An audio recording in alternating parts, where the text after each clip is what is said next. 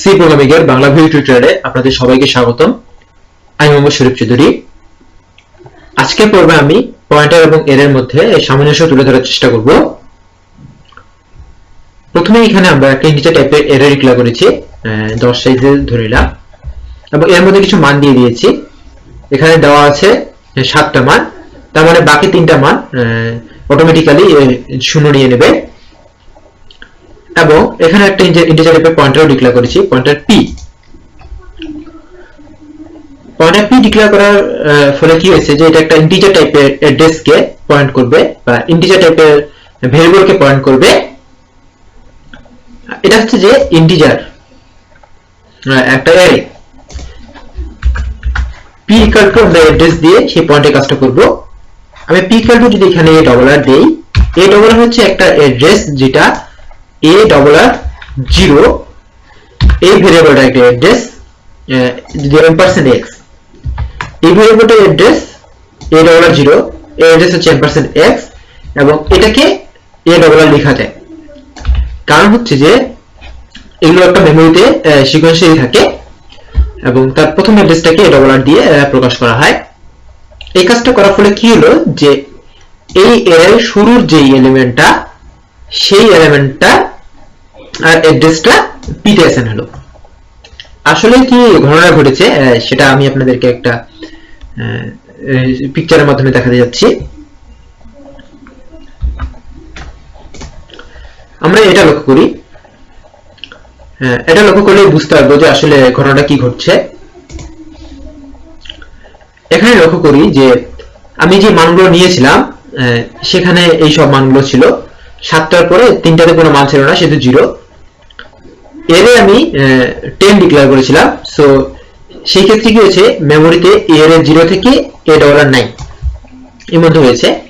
এর ক্ষেত্রে এটা যদি আমাদের একটা মেমোরির একটা অংশ, পুরো মেমোরির কিছু একটা অংশ, এটা পুরো মেমোরির কিছু একটা অংশ এর কিন্তু ধারাবাহিকভাবে সাজানো থাকে। যখন আমি এর 10 ডিক্লেয়ার করেছি, এর 0 থেকে শুরু করে 9 পর্যন্ত মেমোরিতে এভাবে পরপর অ্যাড্রেসগুলো এভাবে সাজানো থাকে একটা নির্দিষ্ট দূরত্ব পরপর, এবং সেটা হচ্ছে তার কে কতটুকু জায়গা নিয়ে থাকে। ইন্টিজার যেহেতু 4 বাইট জায়গা নিয়ে থাকে এক্ষেত্রে, সেহেতু এগুলো মেমোরিতে 4 বাইট পরপর সাজানো থাকবে। আমি যখন এখানে দেখুন সাধারণভাবে সাজানো থাকলে আমাদের সুবিধাটা কি, এর ক্ষেত্রে সুবিধা হচ্ছে যে যদি সাজানো থাকে একটার পর একটা সিরিয়ালি থাকে, আমরা যদি শুরু অ্যাড্রেসটা জানতে পারি তাহলে বাকি অ্যাড্রেসগুলো অটোমেটিক্যালি জানতে পারবো। আমি যদি শুরুতে জানি যে সে কিসে কোথায় আছে, তাহলে আমি 5 নম্বর এলিমেন্টটা কোথায় আছে সেটা বুঝতে পারবো। যেমন আমরা কোনো এক জায়গায় যদি রুম খুঁজতে চাই বা ছাত্র খুঁজতে যাচ্ছি, একটা ক্লাসের মধ্যে সিকোয়েন্সারি ছাত্র আছে, আমি ছাত্র খুঁজতেছি। আমরা কিন্তু হয়তো মাঝখান থেকে যদি শুরু করি, আমাদের দরকার ধরুন 4 রোল, আর মাঝখানে কোনো এক জায়গায় 4 রোল দরকার, আমরা কোনো এক জায়গায় রোল জিজ্ঞাসা করলাম 6 পেলাম, তাহলে কি হলো, আমাদের সুবিধা হলো আমরা ডান পাশে যাবো না, কারণ আমরা জানি তার বাম পাশে আছে। সেটি সিরিয়ালি 2 ঘর আগেলে আমরা 4 রোল পেয়ে যাবো। ঠিক তেমনি আমরা যদি শুরু অ্যাড্রেসটা জানি এবং যদি জানি যে আমাদেরকে 6 নম্বর ভেরিয়েবলটা কি, 6 নম্বর ভেরিয়েবলটা এটা যদি 0 হয় তাহলে 6 নম্বর ভেরিয়েবল হচ্ছে এটা, তাহলে আমরা ঠিক নির্দিষ্ট দূরত্ব যাওয়ার পরে সেটাকে পেয়ে যাব। এখন এই অ্যাড্রেসটা আমি পয়েন্টার পি এর মধ্যে অ্যাসাইন করেছি। এখানে P equal to A double আর করার কারণে কি হয়েছে, এই যে এ ডবল আর এই যে জায়গা নিয়ে আছে, এটা যে অ্যাড্রেস সেটাকেই সংক্ষেপে এ ডবল আর বলা হচ্ছে এবং এটাকে আমি পয়েন্টার পি এর মধ্যে অ্যাসাইন করেছি। তার মানে এ ডবল আর 0 এর মান পয়েন্টার পি এর মান একই। পি প্লাস 1 বলতে আমি যেটা বলছিলাম যে পি প্লাস 1 যখন আমরা এক ইনক্রিমেন্ট করে দিলাম, পয়েন্টারে ইনক্রিমেন্ট করলাম, অ্যাড্রেসের ইনক্রিমেন্ট হয়ে গেল, তখন কি হলো, সে তার অ্যাড্রেস বাদে পরের অ্যাড্রেসে চলে গেল। তার পরের অ্যাড্রেসটা কার, তার পরের অ্যাড্রেসটা হচ্ছে A1 এর। দেখুন পি এর অ্যাড্রেসটা আমরা এখানে কিন্তু এরে ডিক্লেয়ার করি নাই, পয়েন্টার পি এর জন্য কোনো এরে ডিক্লেয়ার করিনি, বাট শুধুমাত্র একটা অ্যাড্রেস রেখেছি। সেই অ্যাড্রেসটা হচ্ছে শুরু অ্যাড্রেসটা। শুরু অ্যাড্রেসটা ডিক্লেয়ার করার ফলে কি হলো যে আমি যখন সেই অ্যাড্রেসের সঙ্গে এক যোগ করলাম, মানে তার পরের অ্যাড্রেসে যেতে যাচ্ছি, তার পরের অ্যাড্রেসটা কি অটোমেটিক্যালি A1 এর, এবং তার পরের অ্যাড্রেস A2 এর, তারপরে অ্যাড্রেস A3 এর, তারপরে অ্যাড্রেস A4 এর। এভাবে আমরা পয়েন্টারের মাধ্যমে সেটাকে ম্যানিপুলেট করতে পারি। এখন আমরা যদি এরকম করে ফেলি যে পয়েন্টার p হচ্ছে এরে 5 এম্পারসেন্ট করে দিলাম, এরে 5 এর যে অ্যাড্রেস সেটা হচ্ছে পয়েন্টার p, তাহলে কি হবে এরে 5 এর যে অ্যাড্রেস পয়েন্টার p, তাহলে এটা হয়ে যাবে পয়েন্টার p। আমরা এখানে একটা ঘর নিয়ে নিলাম, তাহলে এটা হয়ে যাবে পয়েন্টার p, এটা হয়ে যাবে পয়েন্টার p। এটা পয়েন্টার p হয়ে গেলে পরবর্তী ক্ষেত্রে এটা হবে পয়েন্টার p+1 p+1। এখন আমরা দুটো ক্ষেত্রেই দেখবো যে আসলে ঘটনাটা কি ঘটতেছে। আমি যখন a ডবল রাখবো, এখন আমি এখানে প্রিন্ট করব দুটো জিনিস, আমরা প্রিন্ট করব %d, দুটোই %d। এখানে আমি পয়েন্টার p প্রিন্ট করব এবং প্রিন্ট করব পয়েন্টার p+1, এই কন্ডিশনে আমি প্রিন্ট করব। যখন শুরু অ্যাড্রেসে আছে, আমি যদি এটাকে রান করি সেক্ষেত্রে দেখতে পাবো 24 এসেছে। এবার আমি এখানে চলে আসি, যখন শুরুতে ছিল তখন অফকোর্স 24 আসবে পর্ব দুটো, এটা যখন ছিল। এবার আমি এটাকে ক্রস করি। এখন আমি কি করব, এখানে আমি অ্যাড্রেসটা রাখবো A5 এবং এর অ্যাড্রেসটা %, এই কাজটা যখন করব এবং যদি আমি রান করি সেক্ষেত্রে দেখবো 39 এসেছে, দুটো আলাদা। এবার 39 লিখে কি, এই যে A5, যখন আমি A5 করেছি তাহলে A5 হচ্ছে পয়েন্টার p, এটা হবে পয়েন্টার p এবং তারপরটা হচ্ছে পয়েন্টার p+1, যখন আমি A5 এর অ্যাড্রেসটা অ্যাসাইন করেছি। এভাবে পয়েন্টারের সাহায্যে আমরা ম্যানিপুলেট করতে পারি।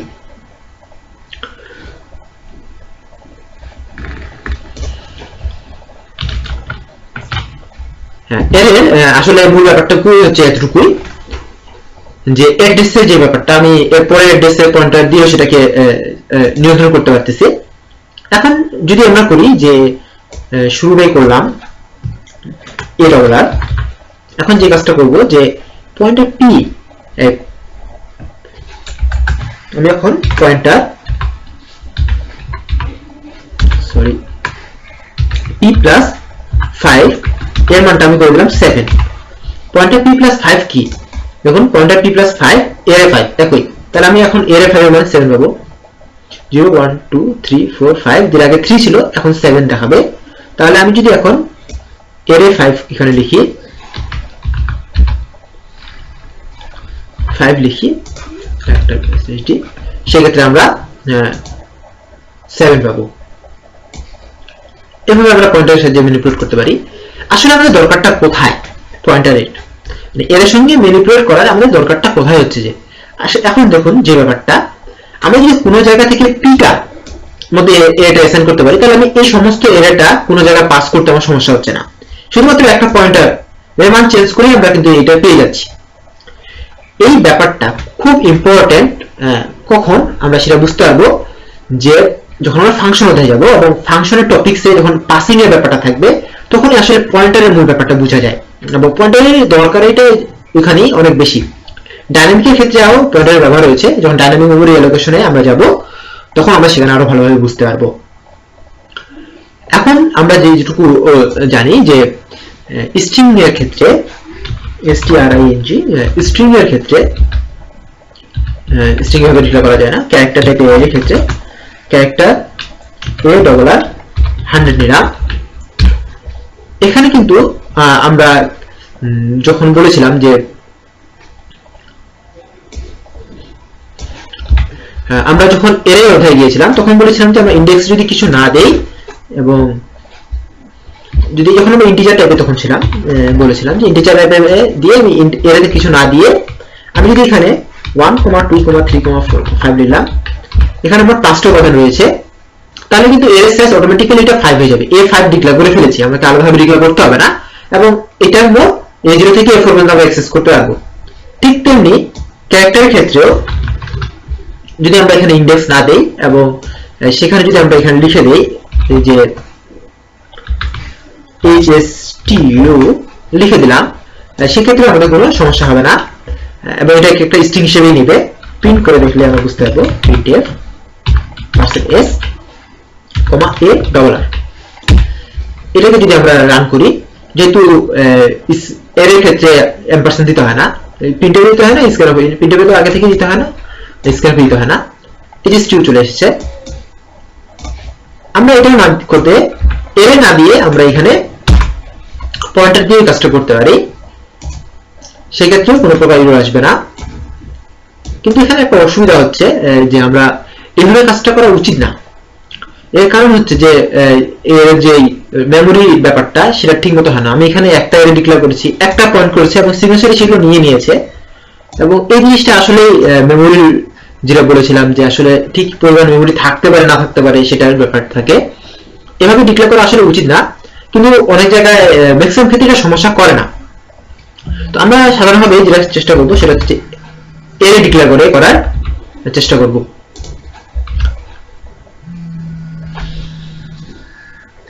আমি এরে ডিক্লেয়ার করে করার চেষ্টা করব। এখন যে আমি যেখানে যেটা বোঝাতে চাইছিলাম যে আমরা যদি ক্যারেক্টার টাইপের দুটো এরে নিচ্ছি, স্ট্রিং আর ক্যারেক্টার টাইপের দুটো স্ট্রিং নিচ্ছি, str 100 এবং আরেকটা নিচ্ছি str1 100, এটা দিচ্ছি আমি দিনাজপুর। এই দুটো আমি নিলাম। str নিচ্ছি 100 এবং str1 100 দিনাজপুর নিচ্ছি।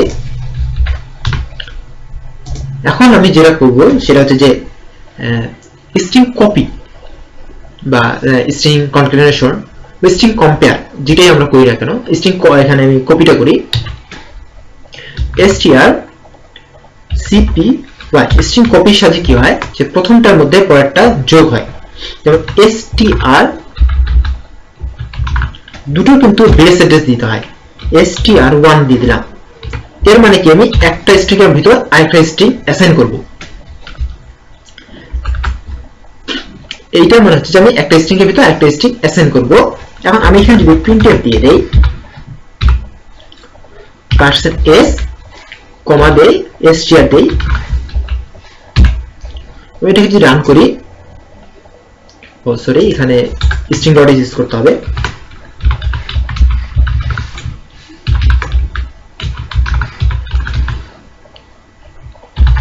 string.h।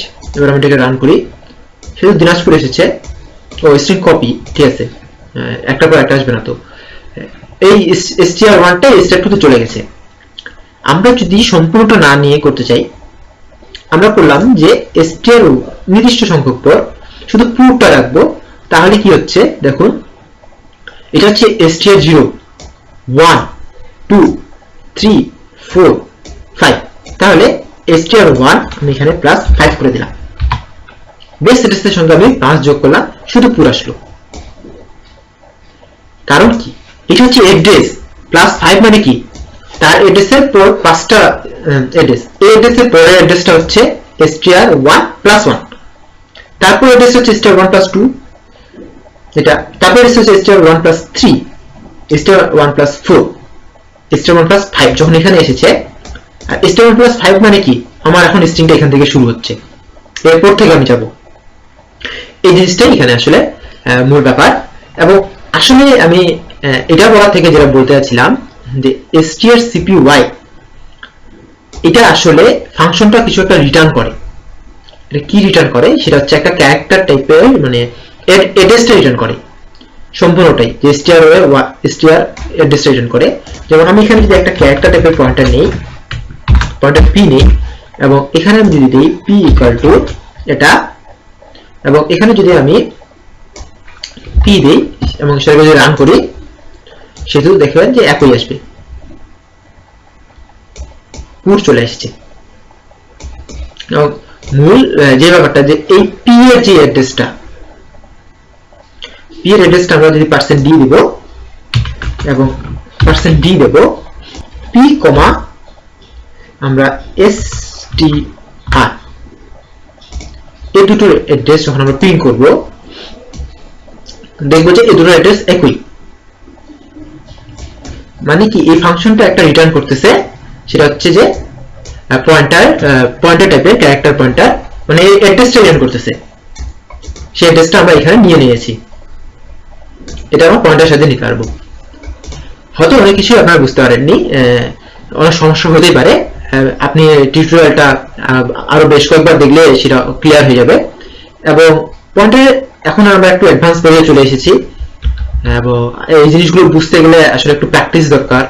আগের টপিকসগুলো যদি প্র্যাকটিস না করা হয় তাহলে আসলে আগের টপিকসগুলো একটু সোজা মনে হয়, কিন্তু প্র্যাকটিস না করার কারণে হয় ওই সোজা টপিকসের কিছু কিছু অংশ বাদ হয়ে যায়, মূল বিষয়গুলো আপনারা মাথায় থাকে না, তখন বুঝতে অসুবিধা হয়। সো সেগুলো প্র্যাকটিস করার পরেই এই টিউটোরিয়ালগুলোতে দেখা উচিত। ধন্যবাদ সবাইকে আমার সাথে থাকার জন্য, দেখা হয় পরের টিউটোরিয়ালে।